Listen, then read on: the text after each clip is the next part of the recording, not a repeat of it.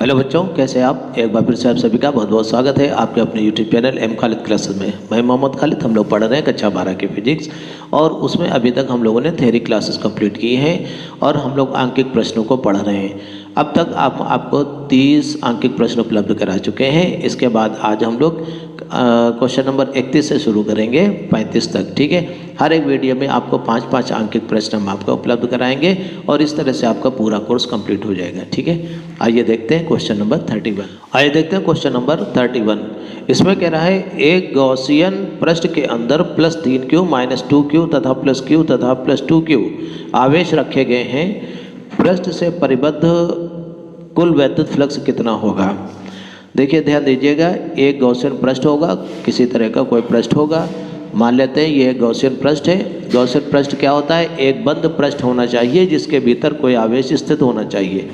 और इस पृष्ठ के भीतर कितना आवेश है? कह रहा है +3Q है, -2Q है, +Q है और +2Q है। इतने वैद्युत आवेश रखे गए हैं। पृष्ठ से परिबद्ध कुल वैद्युत फ्लक्स कितना होगा। हमें पृष्ठ से परिबद्ध वैद्युत फ्लक्स ज्ञात करना है। ठीक है, देखिए हम लोगों ने पढ़ा गॉस की प्रमेय या गॉस की थ्योरम क्या होता है। गॉस की प्रमेय, इसका फार्मूला हम लोगों ने पढ़ा।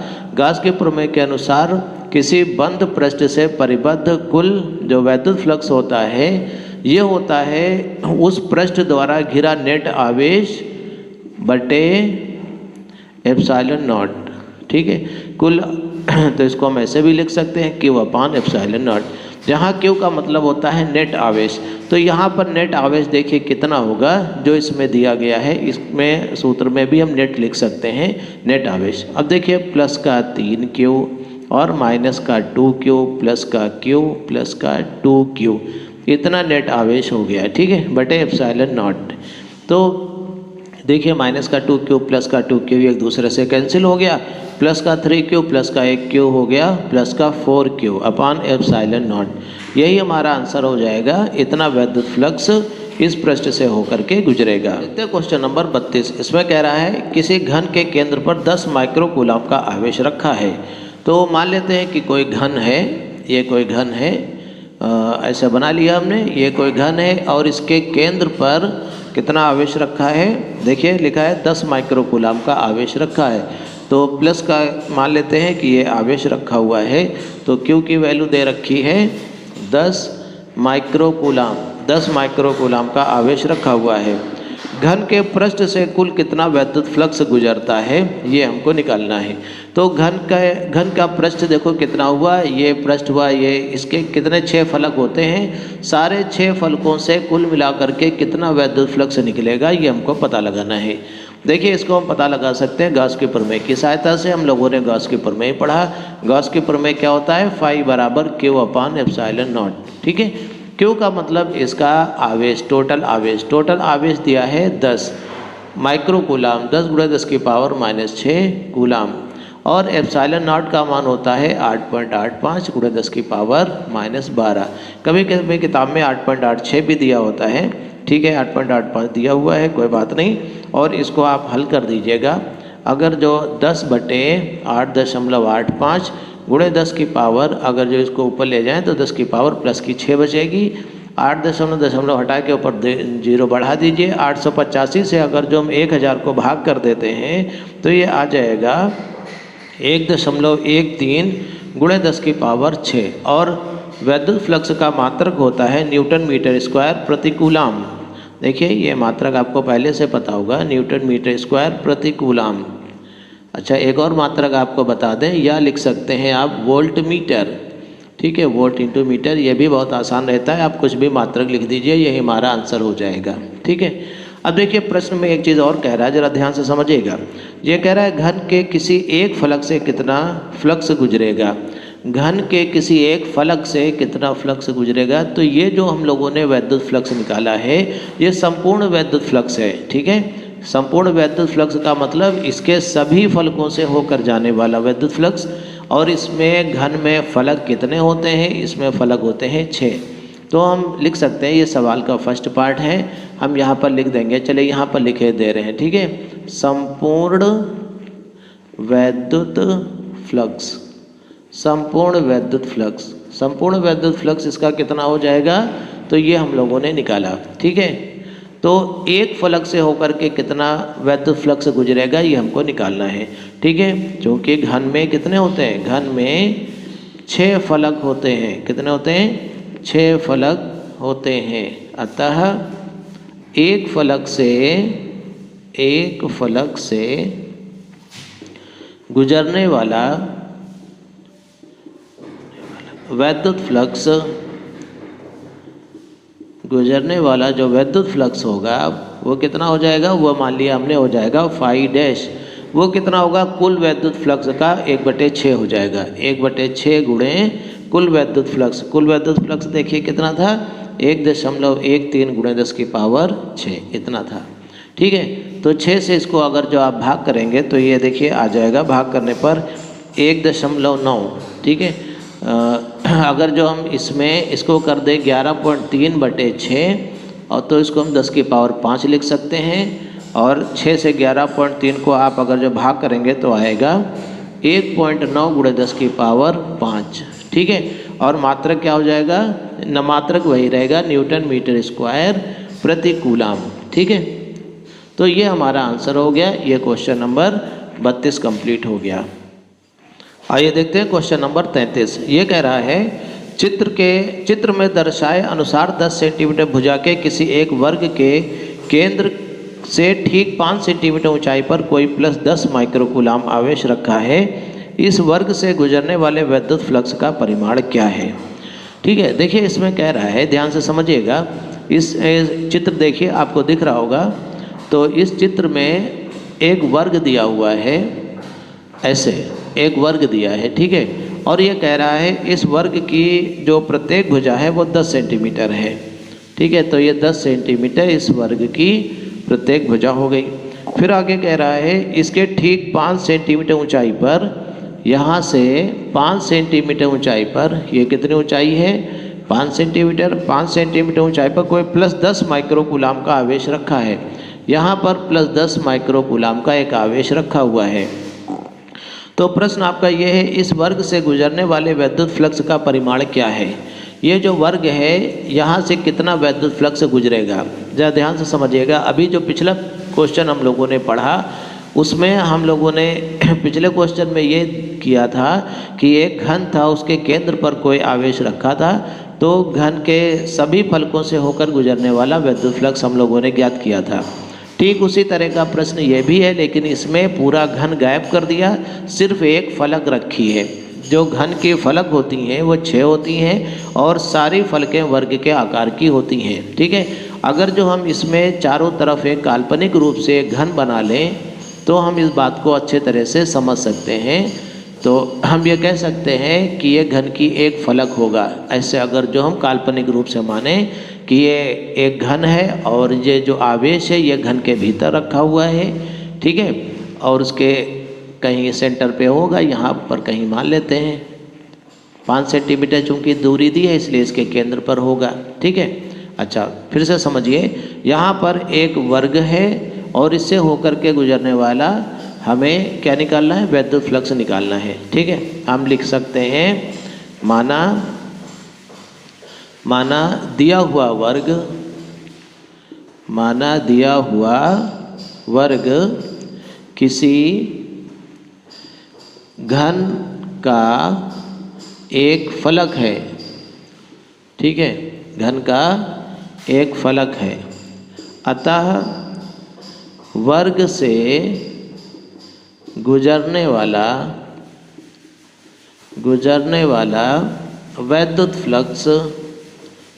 फ्लक्स कितना होगा, ये बराबर होगा 1/6 गुणे घन से गुजरने वाला या घन के पृष्ठ से गुजरने वाला वैद्युत फ्लक्स। ठीक है, समझिएगा। देखिए घन के पृष्ठ से गुजरने वाला वैद्युत फ्लक्स, ये जो पूरा घन बना हुआ है इससे होकर के कितना वैद्युत फ्लक्स गुजरेगा, ये हम लोगों ने पढ़ा कि गॉस की प्रमेय से Q/ε0 गुजरेगा, उसका 1/6 पार्ट हो जाएगा। बस यही हल कर देंगे, आंसर आ जाएगा। क्यू का मतलब आवेश, आवेश देखो कितना होगा, आवेश है 10 माइक्रोकूलाम, 10 × 10 की पावर -6 कूलाम। और एप्सिलॉन नॉट का मान कितना होता है 8.86 × 10 की पावर -12। ठीक है, इसको अच्छे से हल कर देते हैं, आंसर आ जाएगा हमारा 10/6 × 8.85 × 10 की पावर प्लस की 6 बचेगी। ठीक है, माइनस इधर चला जाएगा। अब ये दशमलव हटा करके ऊपर 2 जीरो बढ़ा सकते हैं। अब इसको अपने हिसाब से काट सकते हैं। 5 से काट दीजिए, 5 दूनी 10, 200 आ जाएगा। 5 से काट दीजिए, 5 एकम 5, 5 सत्ते 35, 5 सत्ते 35, 177 आ जाएगा। ठीक है, तो 200 है तो एक जीरो और ले लीजिए, इसमें 2000 कर लीजिए और 7 छंग 42, 6 सत्ते 42, 6 सत्ते 42 और 4 46, 6 एकम 6, 4 10, 1062 × 10 की पावर क्या बचेगा 5 बचेगा। ठीक है, और 1062 से 2000 को आप भाग कर दीजिए तो आ जाएगा 1.88। ठीक है, 1.88 × 10 की पावर 5। ठीक है, इस मात्रक इसका क्या हो जाएगा न्यूटन मीटर स्क्वायर प्रति कूलाम। ये वर्ग से होकर के गुजरने वाला विद्युत फ्लक्स हो जाएगा। ठीक है, क्वेश्चन नंबर 34। क्वेश्चन नंबर 34 कह रहा है किसी खोखले बेलन के भीतर 17.7 × 10 की घात -2 कूलाम आवेश है। इसके वक्र पृष्ठ से संबद्ध विद्युत फ्लक्स इसकी वैल्यू दी है 1.5 न्यूटन मीटर स्क्वायर प्रति कूलाम है। इसके किसी एक समतल पृष्ठ से संबद्ध विद्युत फ्लक्स ज्ञात कीजिए। ठीक है, ज़रा समझते हैं हम लोग इसमें क्या क्या दिया हुआ है। इसमें कह रहा है कि एक बेलन है। देखिए, बेलन को आप इस तरह से बना सकते हैं। ये कोई बेलन हो गया। ठीक है, ये हमने बेलन बना दिया। ये कह रहे हैं किसी खोखले बेलन के भीतर एक आवेश भी दिया हुआ है। इसके भीतर मान लेते हैं एक आवेश Q रखा हुआ है और इसकी वैल्यू भी दे रखी है 17.7 × 10 की पावर -2 कूलाम। ये इतना आवेश इसके भीतर रखा हुआ है। ठीक है, इसके वक्र पृष्ठ से संबद्ध वैद्युत फ्लक्स कितना है 1.5 न्यूटन मीटर स्क्वायर प्रति कूलाम है। ये जो इसका वक्र पृष्ठ है इससे फ्लक्स संबद्ध है, वो मान लेते हैं कि φ1 है। वो कितना है φ1 और उसकी वैल्यू भी दे रखी है 1.5। ठीक है, यहाँ पर हम लिख लेते हैं φ1 की वैल्यू दे रखी है 1.5 न्यूटन मीटर स्क्वायर प्रति कूलाम। ठीक है, फिर कह रहा है इसके किसी एक समतल पृष्ठ से संबद्ध वैद्युत फ्लक्स ज्ञात कीजिए। इसके किसी एक समतल पृष्ठ से, समतल पृष्ठ ये है और एक ये है, इससे होकर के कितना वैद्युत फ्लक्स गुजरेगा वो हम निकालेंगे। देखिए, चूँकि ये एक बेलन है इसलिए इसके दोनों समतल पृष्ठ समान आकार के होंगे, उनके साइज एक जैसे होंगे, इसलिए जितना फ्लक्स यहाँ से गुजरेगा उतना फ्लक्स यहाँ से भी गुजरेगा। मान लेते हैं यहाँ से गुजरने वाला वैद्युत फ्लक्स है φ2, तो यहाँ से भी गुजरने वाला वैद्युत फ्लक्स φ2 हो जाएगा। ठीक है, अब हमारे पास 3 चीज़ें हो गई, 2 φ हो गए और एक ये 2 φ2 है और एक φ1 है। इसका मतलब ये है कि ये जो प्लस का Q जो भी वैद्युत फ्लक्स निकालेगा उसमें से कुछ φ1 के रूप में होगा, कुछ इस φ2 के रूप में, कुछ इस φ2 के रूप में होगा। ठीक है, देखिए हम लोगों ने पढ़ा गॉस के प्रमेय क्या कहती है कि अगर जो कोई एक बंद पृष्ठ है उसके भीतर कोई वैद्युत आवेश रखा हुआ है तो उस वैद्युत आवेश के कारण बंद पृष्ठ से गुजरने वाला संपूर्ण वैद्युत फ्लक्स कितना होगा। देखिए, बंद पृष्ठ से गुजरने वाला संपूर्ण वैद्युत फ्लक्स, इसका फार्मूला क्या होता है, इसका फार्मूला किसने बताया, वैज्ञानिक गॉस ने बताया। ठीक है, वैज्ञानिक गॉस ने क्या बताया, संपूर्ण वैद्युत फ्लक्स फाई जो होता है ये आवेश का 1/ε0 गुना होता है, कुल आवेश का 1/ε0 गुना होता है। ठीक है, ये जो फाई है ये इसको हम क्या लिख सकते हैं, इसको लिख सकते हैं φ1 + φ2 + φ2। ठीक है, बराबर Q/ε0, क्योंकि ये जो संपूर्ण वैद्युत फ्लक्स है वो ये वाला वैद्युत फ्लक्स और वक्र पृष्ठ से होकर जाने वाला वैद्युत फ्लक्स सभी को जोड़ करके होगा। अब हमारा क्वेश्चन क्या है, हमारा क्वेश्चन ये कह रहा था कि किसी एक समतल पृष्ठ से गुजरने वाला वैद्युत फ्लक्स ज्ञात कीजिए। तो किसी एक पृष्ठ का मतलब φ2 की वैल्यू हमको निकालनी है। तो देखिए यहाँ पर कितना हुआ, φ1 प्लस 2φ2 बराबर Q अपान एप्सिलॉन नॉट। 2φ2 बराबर आ गया, इस φ1 को उधर ले जाएं, Q upon epsilon not minus φ1, ये इतना हो गया। और इसी को और आगे सॉल्व कर देते हैं। φ2 बराबर ये 2 इधर आ जाएगा, 1/2, ये ब्रैकेट बना दीजिए, Q upon epsilon not minus φ1। हमने एक क्वेश्चन देखा था, उसमें ये सिद्ध करने को भी कह रहा था कि सिद्ध कीजिए इतना होगा। अगर जो सिद्ध करने वाला क्वेश्चन आए तो आप इतना सॉल्व कर दीजिएगा तो ये सिद्ध हो जाएगा, ठीक है। और अगर जो इसमें कुछ वैल्यू दी है, इसको हल करना है तो हम इसमें मान भी रख देंगे। देखिए कैसे, φ2 बराबर कितना हो जाएगा, 1/2 लिख देंगे। और हमें इधर के सारे मान मालूम है, आवेश का भी मान मालूम है। आवेश कितना दिया है, 17.7 × 10 की पावर माइनस का 2 बटे एप्सिलॉन नॉट। एप्सिलॉन नॉट की वैल्यू देखिए इसमें दी होगी 8.85 × 10 की पावर माइनस 12, ठीक है, माइनस φ1 का मतलब ये वाला फ्लक्स। देखिए यहाँ पर 1.5 न्यूटन मीटर स्क्वायर प्रति कूलाम ये दे रखा है, तो ऐसे हमने लिख दिया, ठीक है। अब इसी को सॉल्व कर देते हैं। देखिए दशमलव हटा दीजिए, ये 0 आ जाएगा। 885 का दूना 1770 होता है, तो 2 × 10 की पावर माइनस का 12 ऊपर चला गया, तो ये हो गया प्लस का 12, ठीक है। मेरे ख्याल से ये वाली वैल्यू कुछ गलत दी है, 17.7 × 10 की power minus 12 newton metre square प्रति कूलाम ये दिया हुआ है, ठीक है। क्वेश्चन में थोड़ी सी त्रुटि लिखी है, तो इसको सही कर लीजिएगा। 17.7 × 10 की पावर माइनस 12 ये होगा, ठीक है। माइनस 12 जब ये होगा तो ये पूरा कैंसिल हो जाएगा, तो ये टोटल आएगा 2 माइनस 1.5, ठीक है। अच्छा 1/2 और 2 में से 1.5 घट गया, बचा 0.5 और 2 से 0.5 को आप भाग करेंगे तो आ जाएगा 0.25। इतना मात्रक हो जाएगा न्यूटन मीटर स्क्वायर प्रति कूलाम। ये किसी एक समतल पृष्ठ से होकर गुजरने वाला वैद्युत फ्लक्स हो गया, यही हमारा आंसर।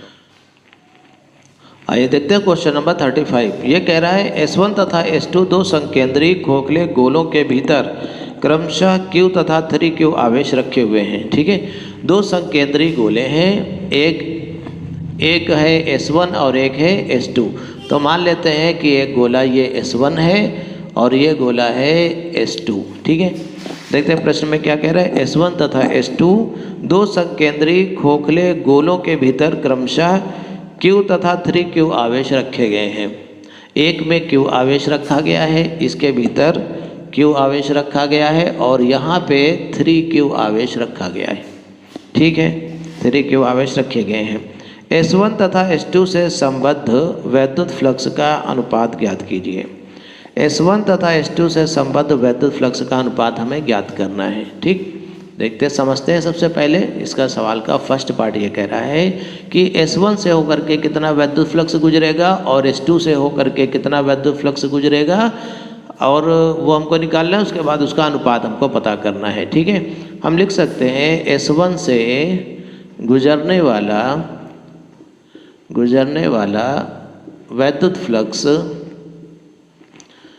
देखिए कितना हो जाएगा, ध्यान से समझिएगा। S1 के भीतर जो आवेश है उसके कारण वैद्युत फ्लक्स होगा। S1 के भीतर आवेश Q है, इसलिए कुल आवेश Q का 1/ε0 होता है, ठीक है। ये सूत्र हम लोगों ने गॉस के प्रमेय के अनुसार पढ़ा, तो यहाँ पर Q अपान हो जाएगा ε0, ठीक है। हमने यहाँ पर सूत्र लिख दिया, चूँकि फाई बराबर होता है Q अपान ε0, इस आधार पर हमने लिख दिया, ठीक है।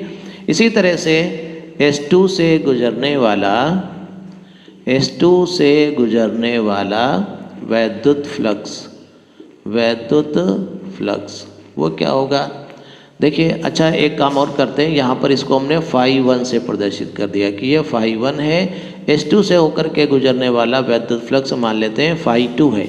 ये कितना होगा, देखिए ध्यान से देखिएगा। ये जो S2 वाला गोला है ये काफ़ी बड़ा गोला है और इसके अंदर 3Q भी रखा है और उसी के अंदर हम Q भी मानेंगे। चूँकि ये S1 के अंदर रखा है, लेकिन S1 है तो बड़े वाले गोले के ही भीतर, इसलिए बड़े वाले गोले के भीतर कौन कौन से आवेश रखे हैं वो हमें देखना होगा। उसके भीतर 3Q तो है ही, लेकिन ये Q भी उसी में माना जाएगा। तो उसके भीतर परिबद्ध जो नेट आवेश होगा वो कितना हो जाएगा? नेट आवेश होगा 3Q और Q दोनों जोड़ देंगे बटे एप्सिलॉन नॉट, इतना आवेश होगा इसके भीतर। तो 3Q और Q मिलकर के हो गया 4Q बटे एप्सिलॉन नॉट, इतना हो गया। ठीक, प्रश्न ये कह रहा था कि दोनों का अनुपात बताइए। तो अनुपात का मतलब φ1 अनुपात φ2, तो अनुपात निकाल दीजिए, कोई बात नहीं। Q अपान एप्सिलॉन नॉट और अपान 4Q अपान एप्सिलॉन नॉट। ठीक है, तो क्या कैंसिल हो जाएगा? देखिए Q और Q कैंसिल हो गया, एप्सिलॉन नॉट कैंसिल हो गया, तो ये आया 1/4। इसका मतलब ये हुआ φ1 और φ2 का अनुपात कितना होगा? 1:4 होगा। यही हमारा आंसर हो गया। ठीक है, उसके बाद देखिए सवाल का एक सेकंड पार्ट भी है। वो क्या कह रहा है? ये कह रहा है यदि S1 के भीतर 3 परावैद्युतांक का माध्यम रख दिया जाए तब S1 से बद्ध वैद्युत फ्लक्स में क्या परिवर्तन हो जाएगा? समझिएगा, अगर जो इस S1 के भीतर 3 परावैद्युतांक अर्थात K बराबर 3 वाला कोई माध्यम रख दिया जाए तब गुजरने वाले फ्लक्स में क्या परिवर्तन हो जाएगा? देखिए समझते हैं। देखिए जो परावैद्युत होता है अगर जो ये रखा होगा तो वैद्युत फ्लक्स कितना होगा? अतः परावैद्युत रखने पर क्या लिख देंगे? परावैद्युत रखने पर S1 से गुजरने वाला वैद्युत फ्लक्स ये कुछ बदल जाएगा। बदल करके कितना हो जाएगा? मान लेते हैं हो जाएगा φ1 डैश, ये होगा Q अपान एप्सिलॉन नॉट, लेकिन इसका K गुना। कितना गुना? K गुना, ये फार्मूला होगा। ठीक है, इस फार्मूले का हम यूज़ करेंगे। तो φ1 डैश कितना हो जाएगा? Q का मतलब इसके भीतर आवेश, तो इसके भीतर आवेश है कैपिटल Q एप्सिलॉन नॉट, और K का मान कितना दिया है? 3 दिया है, गुणे 3। ठीक है, तो इसका मतलब ये हुआ कि Q अपान एप्सिलॉन नॉट तो पहले भी था, ये वाला देखिए Q अपान एप्सिलॉन नॉट तो पहले भी था, उसको हमने रिप्रेजेंट किया था φ1 से, तो हम इसको लिख सकते हैं φ1 बटे 3। इसका मतलब ये हुआ कि वैद्युत फ्लक्स पहले से 1/3 रह जाएगा, 1/3 रह जाएगा। हम लिख सकते हैं अतः वैद्युत फ्लक्स 1/3 हो जाएगा या 1/3 हो जाएगा। यही हमारा आंसर हो गया। ठीक है, तो इस प्रकार से आज हम लोगों ने 35 क्वेश्चन कंप्लीट किए हैं। ठीक है, उम्मीद है आपको सारे प्रश्न अच्छे से समझ में आ रहे होंगे। ठीक है, इनका अभ्यास करते रहिए। अब अगले वीडियो में 5 प्रश्न और हम आपको उपलब्ध कराएंगे। बहुत सारे क्वेश्चन अपने आपको करा दिए हैं इस चैप्टर से संबंधित, लगभग 35 प्रश्न तो कंप्लीट हो ही चुके हैं। ठीक है, तो इतने क्वेश्चन पर्याप्त होते हैं तैयारी करने के लिए, यूपी बोर्ड के लिए। आप लोग अच्छे से लगे रहिए और चैनल को हमारे लाइक और सब्सक्राइब जरूर कर लीजिए। और अगर जो आपको वीडियोज़ अच्छे लगें, पढ़ाई समझ में आए, तो अपने दोस्तों को भी बताइए और हमारे वीडियोज़ को ज़्यादा से ज़्यादा शेयर करिए। ठीक है, हमारे चैनल को लाइक और सब्सक्राइब करने के लिए आप सभी का बहुत बहुत शुक्रिया।